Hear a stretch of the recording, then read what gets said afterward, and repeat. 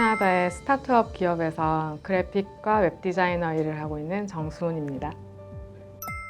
한국에서는 4년 정도 일을 했었고요. 식품회사에서 이커머스 웹사이트를 관리하는 웹 디자이너 일을 했습니다.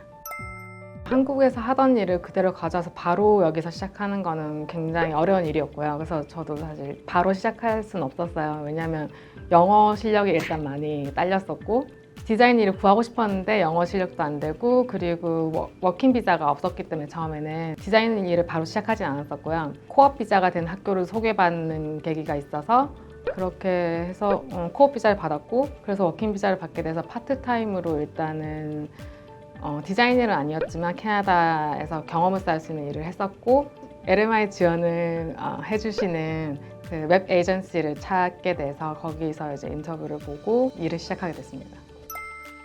네, 코업을 할 때 영어 공부할 수 있는 학교를 다니면서 일을 하는 기간이 주어졌지만 제가 사실은 디자인 잡을 구할 용기는 없었어요. 왜냐면 영어에 대한 자신이 없었으니까. 그래서 처음 하게 된 일은 햄버거 집에서 캐셔로 주문받고 햄버거 만들고 청소하고 그런 거 다 했었는데 한 3개월 정도 일을 했었는데 굉장히 재밌었어요. 일단은 새로운 경험이었고 영어로 일을 하고 영어 쓴 직원들이랑 같이 일하고 일단 재밌었는데 3개월 정도 일을 하니까 일단 육체적으로 힘들었고 그래서 제가 원래 하던 디자인 일 하는 걸 다시 너무 하고 싶더라고요.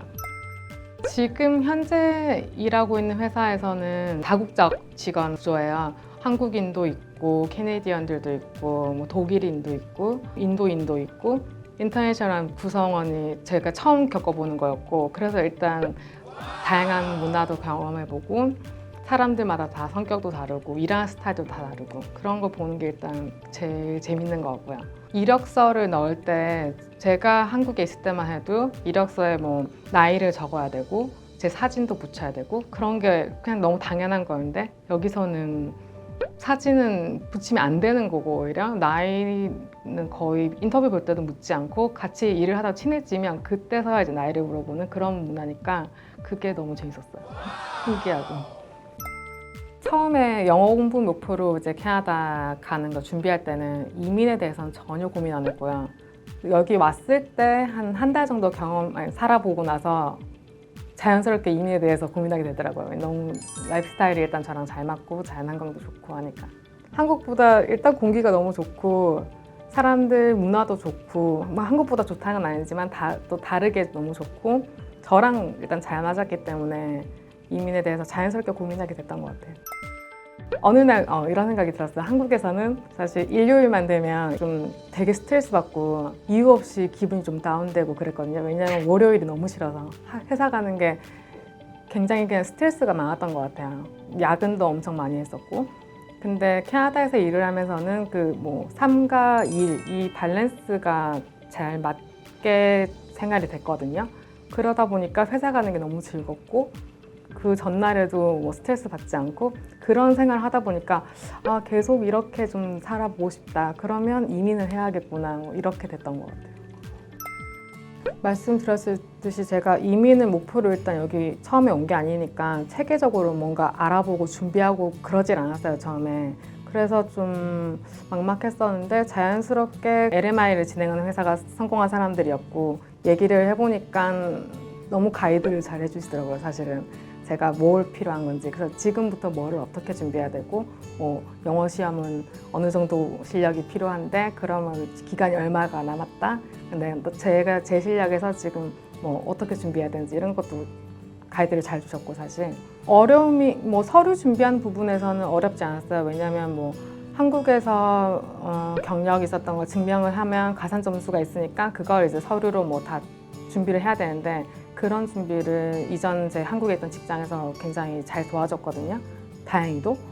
그래서 그런 서류 준비하는 거 문제가 없었고 제일 하나 어려웠던 거는 영어 점수를 만드는 게 조금 힘들었어요. IELTS 6점 이렇게 받았어야 되는데 간당간당 하더라고요.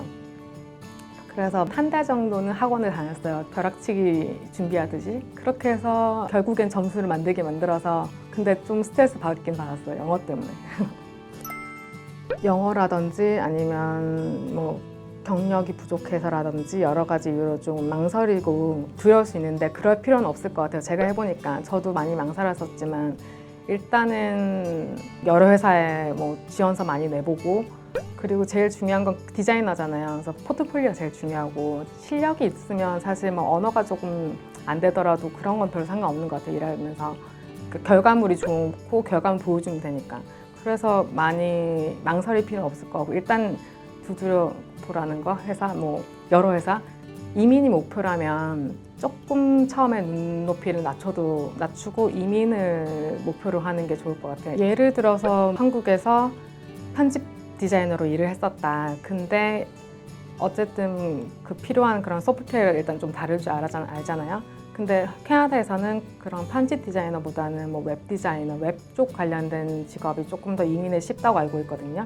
그러면 좀 웹 디자이너로 전향해서 이민을 진행해 본다든지 그런 방법이 나을 것 같아요, 제 생각에. 이게 참 쉬우면서도 어려운 질문 같은데요. 이민을 기준으로 생각하면 성공을 했죠. 왜냐면 저는 이민을 성공을 했으니까. 근데 또 제 개인적인 뭐 인생의 커리어나 인생에서의 성공으로 보자면 성공으로 가는 길로 가고 있다고 생각해요.